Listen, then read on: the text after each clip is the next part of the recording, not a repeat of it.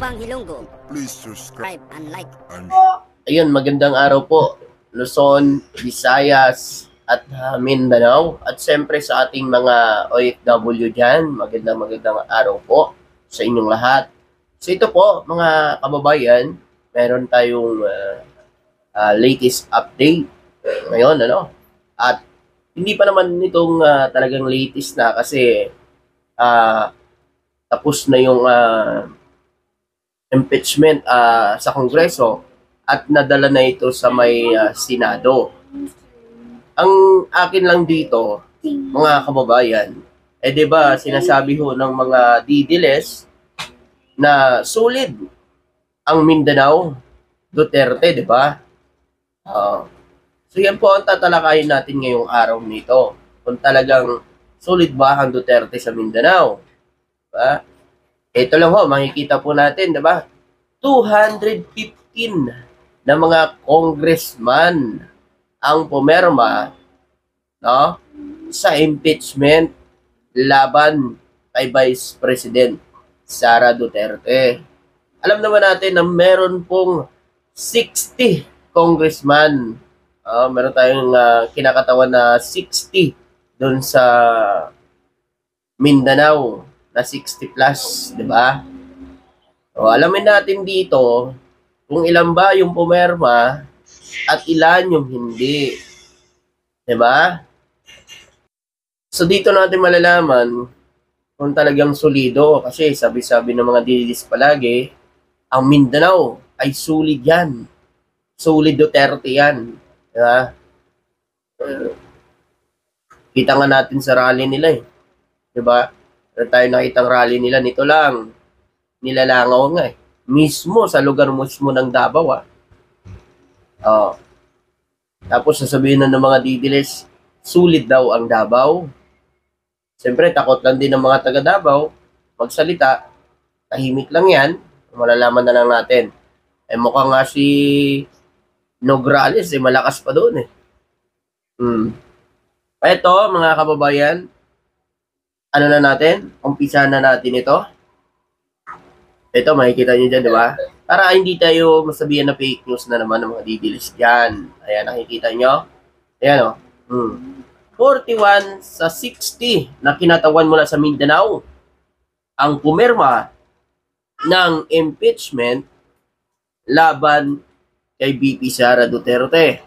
O nakikita nyo po mga kababayan 41 sa 60 ang pumirma. So 60 yung mga kinakatawan dun sa Mindanao, so 41 po ang pumirma para sa impeachment ni Vice President Sara Duterte. So ano ito mga kababayan? Sulit ba talaga ang Mindanao? Bakit yan? Nilalaglag sa ngayon ng mga kababayan niya dun sa Mindanao, mga kongresista. Ilan ba yan? 41. O 19 lang ang hindi bumuto. Pero ang 41 ay bumuto para ma-impeach siya, mga kababayan. Sulit ba Mindanao? Mga didiles? Sulit ba ang Mindanao sa paningin mo na yan?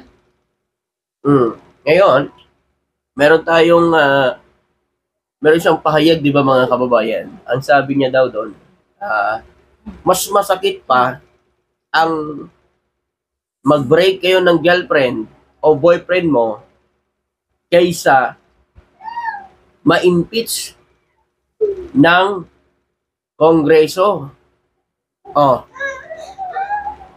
Mga kababayan, sabi niya yun.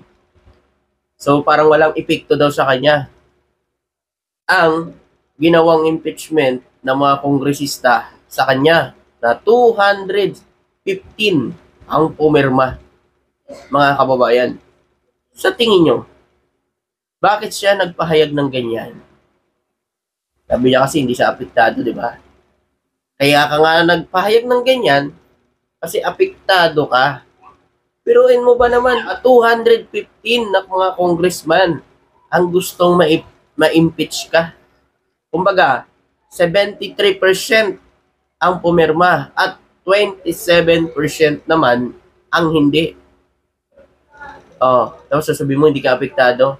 Huwag na kaming lokohin. Kaya ka nagpahayag kasi apektado ka, no, sa ginawa ng mga kongresista. Kaya ka nagbitaw ng ganyang salita eh.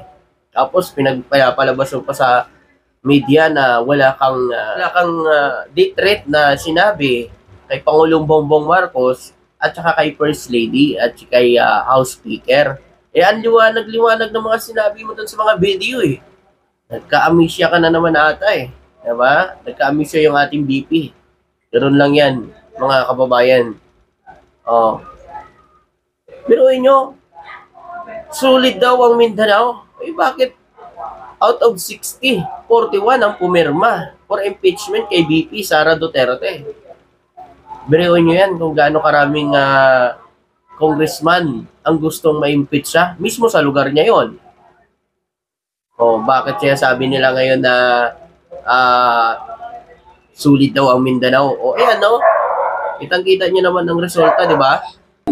O, kaya hindi ho totoo yung sinasabi nila na sulit daw ang Mindanao. Di ba? O, ngayon, mga kababayan, kung ano-ano na naman ngayon ang ginagawa nila para pagtakpan, no? Ang issue tungkol dito sa talagang 215 sa mga kongresista ay talagang pabor na ma-impeach si Sara. So gumagawa sila ng paraan ngayon para mapagtakpan ang mga issue na about sa impeachment ni VP Sara Duterte.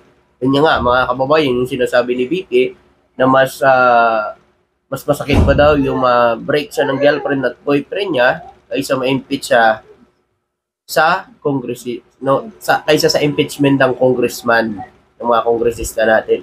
So maniwala naman tayo dyan. Siyempre, paniwala na naman ng mga didiles. Todo suporta na naman sila dyan. Pero ang totoo, apektado siya kasi alam mo, kung di siya apektado, hindi ho yan magpahayag ng ganyan. Hindi ho yan magbitaw ng mga salita na ganyan. Diba? Oh. Dahil apektado siya, nagbitaw sa ng ganyang mga salita, no? Para, siyempre, makakuha ng simpatya sa taong bayan. Eh, gano'n naman po yan, mga kababayan eh. Diba? Kaya, lagi silang nagpamamedya para makakuha ng simpatya sa tao. Diba? Pero ang mauuto na lang nila, yung mga didiles.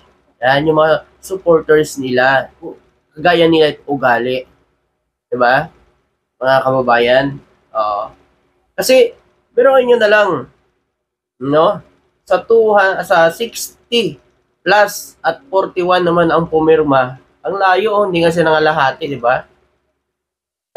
Kasi ako nangalahati pa siya, yun. May tendency pa na yung iba doon nagbaliktaran lang. Pero, grabe mga kababayan, 41 plus out of 60. 19 lang ang nakuha niya. 19 lang ang hindi pumabor sa kanya. 19 lang ang hindi pumabor para ma-impeach siya. Eh paano kung ang iba dyan na-late pa, hindi nakapunta. Meron pa palang gustong humabol. So majority na kasi. Mga kababayan, biro nyo, 215. So majority na sa mga kongresista talaga. Yung impeachment na yan. At saka yung John 2. Pabor naman yun mga kababayan. Sa mga kababayan natin, pabor yun. Maganda yun. John 2 po. Umpisa ng tapos na eleksyon. Yan natin malalaman, no? Kung anong magiging resulta, no? So ito naman po mga kababayan, yan, nakikita nyo ba yan? So yan sa mga post ng isa sa mga representative ng Akbayan Party List. So yan po yung sinabi niya dito mga kababayan. Ito, basahin ko lang. Dahil ba sila ay mangingisda sa West Philippine Sea, frontliners, at hindi son of God? Ayun. Kung sa tingin ni VP Sara ay hindi niya trabaho na ipagtanggol ang mga Pilipino, mag-alsa balutan na siya at bitawan ang kanyang pwesto. Buwelta ni Akbayan Party List, Representative Rafaela David kay Davao Representative Paulo Duterte. Ayan. So yan yung banat ng Akbayan Party List kay Paulo Duterte, mga kababayan. Kasi mga kababayan, simula talaga nung naupo si BBM at tuloy-tuloy ang pangharas ng mga barko ng China sa West Philippine Sea, aba, wala ho tayong narinig na komento ho na makukuha, no, sa mga Duterte. Diba nga? Minsan minatikos pa nila, no, ang ginagawang pagtatanggol ng ating mga Philippine Coast Guard, gobyerno, Philippine Navy, Fisheries Aquatic Resources, 'di ba? Wala ho tayong naririnig na pahayag o pagtutol man lang o pahayag galing mismo sa kanila na talagang makikita nyo doon na talagang sila din ay tumututol sa mga aksyon ng China. So wala ho tayong narinig doon mga kababayan, no? Puro no comment, no comment. Pero pagdating ho doon sa nangyari kay Pastor Kibuloy, aba, ang daming hong bash, ang daming comment nila. 'Di ba? Dami nilang comment. Doon pa lang mag-isip na kayo, no? Kung talagang para sila sa bayan, ang West Philippine Sea ay tayo ang nagmamay-ari yan. Tayo mga Pilipino. 'Di ba? Ay, iwan ko na lang kay Marcoleta kasi si Marcoleta nagsabing wala daw West Philippine Sea. Kaya wala na tayong ano diyan kay Marcoleta. Iwan ko na lang kung bubuto nyo pa yan. Ewan ko na lang kung bubuto pa kayo sa tao na yan. Nasa inyo na yan. Kasi, alam nyo, nasa kamay nyo naman ang kapangyarihan. Kung talagang ibubuto nyo pa sila. Pero ito lang masasabi ko sa inyo. Huwag na po kayo bumuto ng mga pro-China. Biruin nyo na lang Atin ang West Philippine Sea. Pero bakit ganun? Nakakatanggap tayo ng mga pahayag, lalo na sa mga politiko ngayon, na tatakbo, mga kababayan, na hindi man lang nila kaya panindigan ng West Philippine Sea na sila dapat ang nangunguna at sila dapat ang magandang halimbawa sa ating mga Pilipino na kailangan natin paglaban ng West Philippine Sea. Hindi na sila pa mismo sa kanila mismo magagaling ang ganyang mga salita na walang West Philippine Sea. Merong South China Sea, pero wala daw West Philippine Sea. Pero may exclusive economic zone. Pinalitan lang ng pangalan nung panahon ni Pinoy. Pinalitan ng pangalan, ayun, ginawang West Philippine Sea po, mga kababayan. So bakit hindi natin ipagmalaki yan? Kasi kahit anong mangyari, balibalik ta rin man tayo ng China, atin pa rin yan. Ganoon dapat tayo maninindigan. Kasi tayong mga Pilipino nagmamayari yan, tayong lahat Ang masaklap lang kasi dito sa atin, hindi ho tayo nagkakaisa pagdating ho dyan sa West Philippine Sea. Dapat nagkakaisa tayo kasi magkaiba man tayo ng paniniwala ng politika, pero pagdating ho sana sa West Philippine Sea, dapat ho dyan tayo nagkakaisa. Kasi mga kababayan, isipin nyo na lang, meron tayong mga kababayan na naninirahan dun sa West Philippine Sea. Diba? Ngayon, sasabihin mo yan na walang West Philippine Sea. Paano na lang yung mga kababayan natin na umaasa? At dun, umaasa na meron silang pang-araw-araw na pangangailangan at dun nila kinukuha yun. Para may pang-araw-araw silang gagastusin sa mga kanilang pamilya.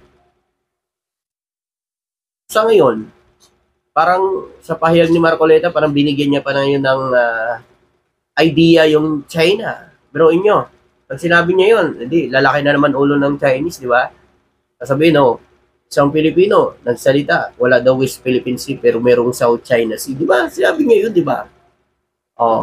Tsaka, ito ay buwelta ng isang akbayan party list kay BP Sara Duterte, magsibalutan na daw siya. Kasi kung mga kababayan, simula kasi nang naupo si BP o sila PBBM, tapos nag-start na ang harassment ng China sa West Philippine Sea kasi si PBBM ayaw talagang makipagkasundo sa China na ang gusto kasi ng China, mga kababayan, parang tayo pa ang magpapaalam sa sarili nating teritoryo. Kailangan mo pang humingi ng permiso sa kanila bago ka makadaan mismo sa ating mga teritoryo. Diba? Biruin nyo, sabi niya, kapag ka maghatid ka ng pagkain doon sa BRP Sierra Madre, sabi ng China, kailangan daw muna magpaalam sa kanila. Aba, sino ba sila para diktahan tayo? Kung ang PAS admin, kaya nilang diktahan, wag ngayon sa administrasyon ni PBBM. Yun lang. Maraming salamat at magandang araw. Thank you.